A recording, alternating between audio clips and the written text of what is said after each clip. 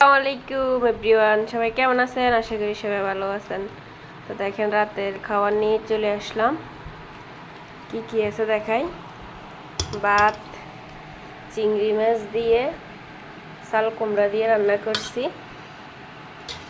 তো এখানে হচ্ছে ঠান্ডা, আর এগুলো হচ্ছে রসুনের আচার।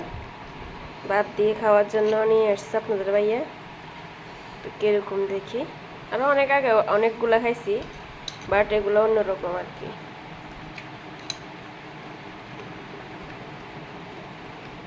দেখি খেয়ে কিরকম।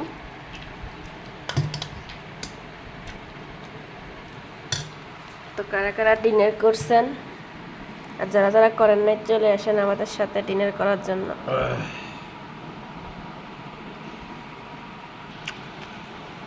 মাশাআল্লাহ, অনেক মজা, অসাধারণ রসুনের আচার। সবাই ভালো থাকবেন, আল্লাহ হাফেজ।